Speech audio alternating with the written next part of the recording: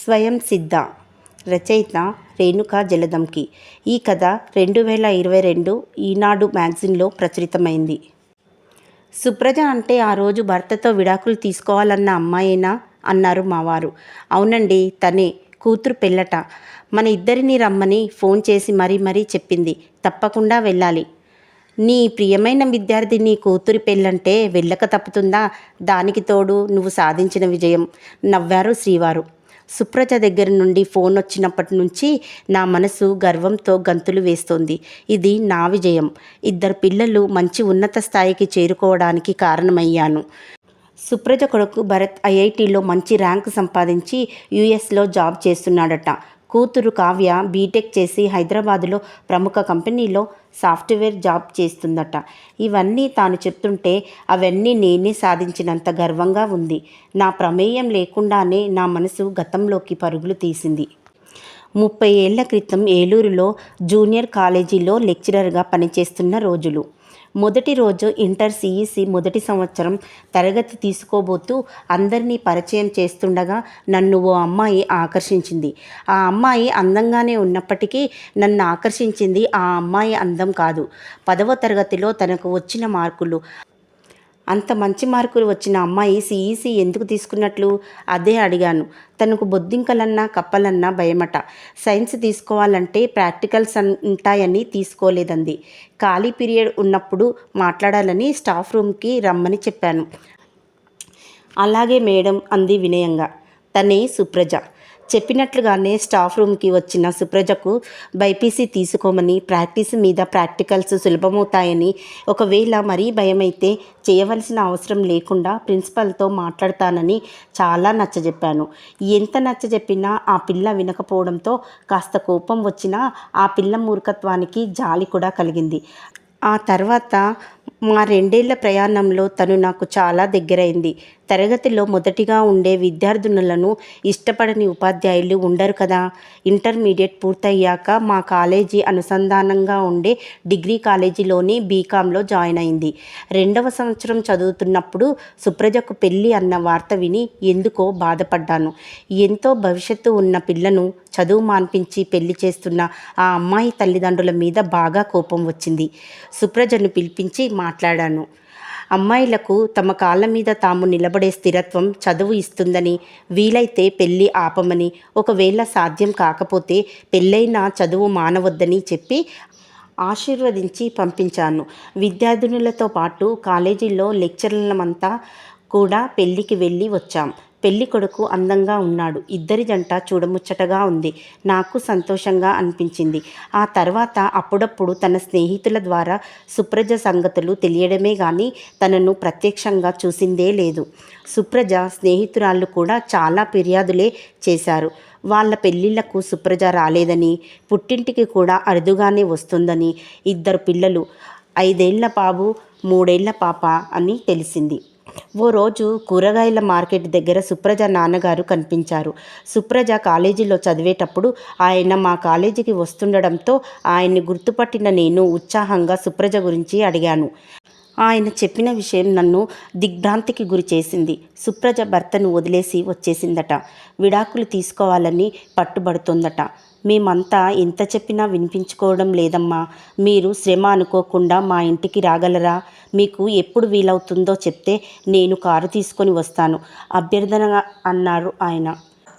ఆలస్యం మంచిది కాదని వెంటనే సుప్రజ ఇంటికి వెళ్ళి సుప్రజను చూసిన నేను నివ్వెరపోయాను. ఒకప్పుడు గలగల పారే గోదావరిలా ఆత్మవిశ్వాసం నింపుకున్న ముఖంతో చెరగని చిరునవ్వుతో కనిపించిన సుప్రజలో అవేవీ మచ్చుకైనా కానరాలేదు. పిల్లలు మాత్రం ముద్దుగా బొమ్మల్లా ఉన్నారు. కాసేపు కుశల ప్రశ్నలు అయ్యాక అసలు విషయంలోకి దిగాను. ఏం చెప్పమంటారు మేడం? పెళ్ళవగానే భర్త నన్ను ప్రేమగా గుండెల్లో పెట్టుకొని చూసుకుంటాడని, ఒకరికి ఒకరంగా ఉండాలని కలలుగన్నాను. కానీ కనీసం ప్రేమగా ఓ మాట, నా పట్ల రవ్వంత అభిమానం కూడా చూపించకపోవడం మొదట్లో నాకు చాలా బాధనిపించింది. క్రమేణా నాకు అర్థమైంది ఆయనకు స్త్రీలంటే చులకన భావం. కనీసం ప్రేమగా మాట్లాడాలన్నా కూడా నేను ఎక్కడ అది అలుసుగా తీసుకుంటానో అని ఈగో. ఒక్క క్షణం నా మనసు కలుక్కుమనిపించినా సర్దుకున్నాను. ఇలాంటివన్నీ గమనించనట్లే ఉండాలి సుప్రజ. అప్పుడు అతని ఈగో దెబ్బతినదు. అలా కూడా చేశాను మేడం. అంతేకాదు, నా మీద ఆధిపత్యం చెలాయించాలనే ధోరణి తప్ప నన్ను ప్రేమగా కట్టిపడేయాలనే ఆలోచన తెలియని మూర్ఖత్వం. నన్ను కనీసం నా తల్లిదండ్రులతో, స్నేహితులతో కూడా మాట్లాడనివ్వరు. ఓ చిన్న మెచ్చుకోలు మాట కాదు కదా, ఈసడించకపోతే చాలు, అదే మహాభాగ్యం అనే పరిస్థితికి వచ్చాను. చిన్న విషయంలో కూడా నాకై నేను నిర్ణయం తీసుకోకూడదు. తినే తిండి, కట్టుకునే బట్టలు అన్నీ ఆయన ఇష్ట ప్రకారమే చేయాలి. అలా నేనంటూ లేకుండా ఓ మరబొమ్మలా మారిపోయినప్పటికీ ఓ చిన్న ప్రశంస కూడా కోరుకోకుండా ఉండలేకపోతున్నాను. నీ చదువు అడగడం అనవసరం అనుకుంటూనే అడిగాను. అలాంటి వ్యక్తి సుప్రజ చదువు సాగనిస్తాడా? సుప్రజ నిస్తేజంగా చూసింది. ఏమైనా దురలవాట్లున్నాయా సందేహిస్తూనే అడిగాను. మందు తాగడం అలవాటు ఉంది మేడం. కానీ ఇప్పటి వరకు చెప్పిన దురలవాట్ల ముందు మద్యం తాగడం అనేది నా దృష్టిలో చాలా చిన్న లోపం. పిల్లల విషయంలో ఆర్థికపరమైన బాధ్యత తీసుకుంటారు అంతే. నా వల్ల కావడం లేదు మేడం. అనుక్షణం నేను తన ముందు ఓ గడ్డిపోచలా తీసివేయబడుతూ జీవించడం నా వల్ల కావడం లేదు. అందుకే విడాకులు తీసుకోవాలనే నిర్ణయానికి వచ్చాను. నేను ఓ 10 నిమిషాలు మాట్లాడలేకపోయాను. మరి పిల్లలు? మెల్లగా పెదవులు కదిపాను. పిల్లల్ని నేనే చదివించుకుంటాను మేడం. మరి పిల్లలకు తండ్రి ప్రేమ ఎలా దొరుకుతుంది? నువ్వు ఇంత చిన్న వయసు నుండి ఒంటరిగా ఉండడం సాధ్యమా? ఎందుకుండలేను మేడం. ఒకవేళ సాధ్యం కాకపోతే వేరే పెళ్లి చేసుకుంటాను. నీకు ఈసారి లభించే భర్త ఎలాంటి అవలక్షణాలు లేకుండా ఉండగలడని హామీ ఇవ్వగలవా? ఒకవేళ నీకు మంచి భర్త లభించినా నీ బిడ్డలకు మాత్రం తండ్రి కాలేడు. సరే వదిలేయ్. ఒకవేళ నీ భర్త నీకు పిల్లలను ఇచ్చేందుకు ఒప్పుకోకపోతే? పిల్లల కోసం వీలైనంత వరకు కోర్టులో పోరాడతాను. ఒప్పుకోకపోతే పిల్లలను ఇచ్చేస్తాను మేడం. నా చదువును కొనసాగిస్తాను. నా బతుకు నేను బతుకుతాను. ఇలా ఇచ్చేస్తే వారికి తల్లి ప్రేమ ఎలా దొరుకుతుంది? నీ భర్త వేరే పెళ్లి చేసుకున్నా ఆ వచ్చే ఆవిడ అతనికి భార్య కాగలదు, కానీ నీ బిడ్డలకు మనస్ఫూర్తిగా తల్లి కాలేదు కదా. ఈసారి సుప్రజ మౌనంగా ఉండిపోయింది. మాతృత్వం ఓ పదవి సుప్రజ. ఏ పదవిలో అయినా హక్కులు కూడా ఉంటాయి, కానీ ఈ పదవిలో అన్ని బాధ్యతలే. ఓ బిడ్డకు జన్మనిచ్చామంటే ఆ బిడ్డను మంచి పౌరునిగా పెంచగలగాలి. మనం జన్మనిచ్చిన పిల్లలు దేశానికి మేలు చేయకపోయినా పర్లేదు, కానీ హాని చేసే వారు కాకూడదు. తల్లిదండ్రుల పోషణలో సక్రమంగా పెరగని వారే ఎక్కువ మంది సమాజానికి హాని చేసే చీడపురుగులుగా తయారవుతారు. మన కడుపున పుట్టిన పిల్లలు ఉన్నత స్థాయికి వచ్చేలా చూడగలగాలి. నీ పిల్లలు ఎదిగే ప్రతి మెట్టుకు నువ్వు నిచ్చెనలుగా నిలబడాలి. నీ భర్తలో అవలక్షణాలు అంటావా? వాటిని ఎదుర్కొనడానికి ప్రయత్నించు. వదిలి దూరంగా వచ్చి కాదు, దగ్గర ఉండే ప్రయత్నించు. వీలు కాకపోతే సహనంతో సర్దుకుపొమ్మని ఎందుకంటున్నానంటే, లేకపోతే మీ మధ్య గొడవల వల్ల పిల్లలకు మనశ్శాంతి ఉండదు. వారికి అందమైన బాల్యాన్ని అందివ్వు. వారు ప్రశాంతంగా చదువుకుని పైకి రావాలంటే మీ మధ్య వివాదాలు వారికి తెలియనివ్వకు. మాతృత్వం అనే పదవి నీకు అందించిన బాధ్యతలను సక్రమంగా నిర్వహించు. పిల్లలకు మంచి బాల్యాన్ని అందించాలంటే ఆయన నాకు నచ్చని పనులెన్ని చేసినా నోరు ఎత్తకూడదు మేడం. నోరెత్తితే రభసే. ఎక్కడ పక్కింటి వారు వింటున్నారో అన్నట్లు నేను సర్దుకుని పోయే కొద్దీ అది ఆయన అలుసుగా తీసుకుంటున్నారు. అలా ఓ బానిసలా పడి ఉండడం చాలా కష్టంగా ఉంది, బాధగా చెప్పింది. నేను ఏమీ మాట్లాడలేకపోయాను. సుప్రజ చాలాసేపు తల పంకించుకుని మౌనంగా ఉండిపోయింది. ఓ 10 నిమిషాలు చూసి గది నుండి బయటకు నడిచి సుప్రజ తల్లిదండ్రులతో మాట్లాడి వచ్చేశాను. బయటకు వస్తుండగా అమాయకమైన ముఖాలతో ఎదురొచ్చిన సుప్రజ కొడుకు, కూతురు బుగ్గల నిమిరి సున్నితంగా ముద్దాడి వచ్చేశాను. సుప్రజ ఎలాంటి నిర్ణయం తీసుకున్నా పర్వాలేదు, నా బాధ్యత నేను పూర్తి చేశానని తృప్తిగా నిట్టూర్చాను. కొన్ని రోజుల తర్వాత సుప్రజ కాపురానికి వెళ్ళిందన్న వార్త నన్ను సంభ్రమాశ్చర్యాలకు గురిచేసింది. సుప్రజ కూతురి పెళ్లి రోజు రానే వచ్చేసింది. ఏలూరులో ముందుగానే హోటల్ గది బుక్ చేసుకున్నాం. పెళ్లి సమయానికి తయారై అద్దె కారులో నేను, మా వారు కళ్యాణ మండపానికి చేరుకున్నాం. అందరినీ ఆహ్వానిస్తూ మండపం గుమ్మంలోనే ఎదురయ్యారు సుప్రజ దంపతులు. ముదురు నీలం రంగు పట్టుచీరకు లేత గులాబీ రంగు అంచు ఉన్న చీర కట్టుకుని, గులాబీ రంగు పొడవు చేతుల జాకెట్టుతో వయసు తెచ్చిన ప్రౌఢ అందంతో హుందాగా కనిపించింది సుప్రజ. పక్కనే సూటులో ఆమె భర్త కాస్త గంభీర్యంగా కనిపించాడు.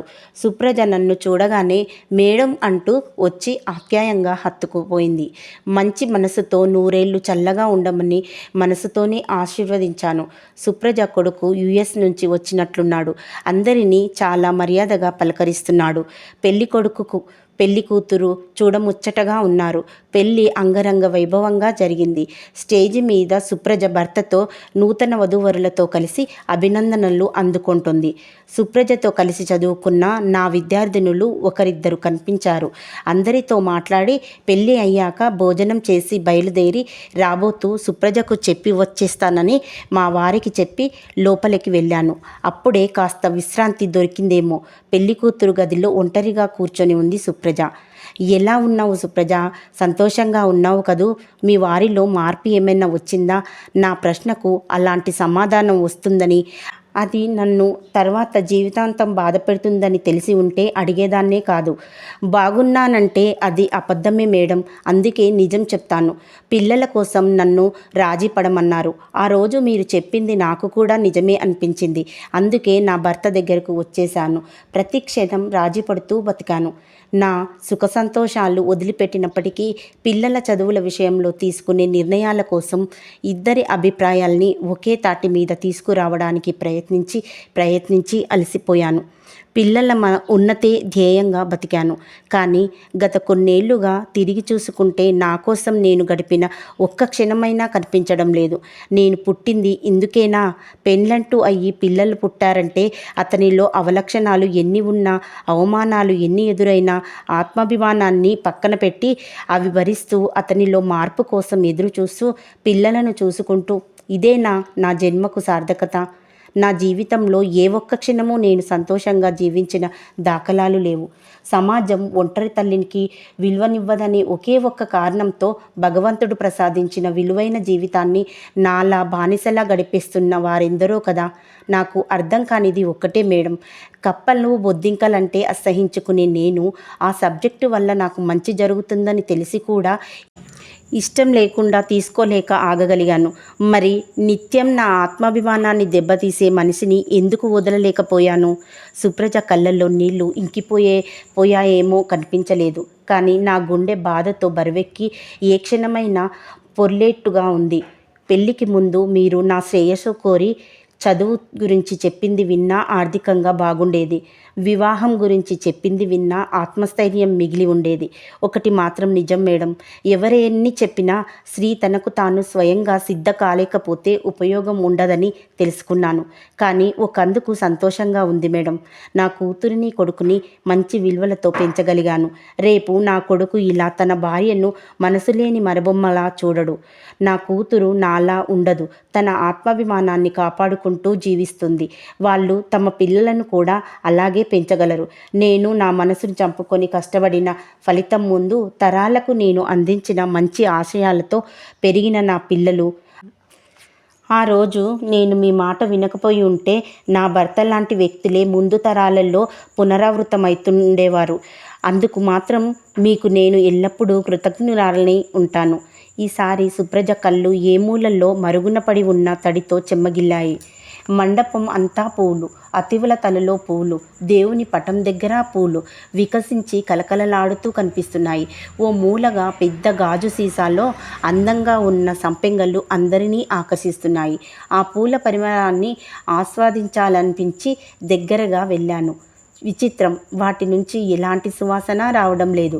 గాజు సీసాల్లో నిండుగా ఉన్న రసాయనంలోని ఓ అందమైన సంపెంగలు రసాయనంతో చేస్తున్న సహజీవనం వల్ల తమ సహజ పరిమళాన్ని ఎప్పుడో కోల్పోయాయి.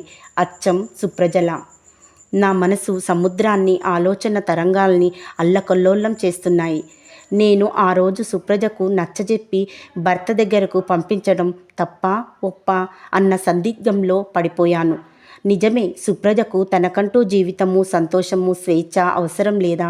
వ్యక్తిత్వాన్ని చంపుకుంటేనే కుటుంబమా? రెండూ కావాలంటే ఏం చేయాలి? ఈ ప్రశ్నలకు బదులు ఎవరు చెప్తారు? ఈ లోకంలో ఇలా బాధ్యతలను సుడిగుండంలో కొట్టుకుపోతున్న సుప్రజలందరినీ సమావేశపరిస్తే సమాధానం దొరుకుతుందా? ఏమో. ఎవరెన్ని చెప్పినా పరిమళం స్వయంగా సిద్ధంగా ఉన్నప్పుడే ఈ ప్రశ్నలన్నిటికీ సమాధానం దొరుకుతుందేమో. ఇంతటితో ఈ కథ సమాప్తం. ఈ కథ నచ్చినట్లయితే please like, share and subscribe.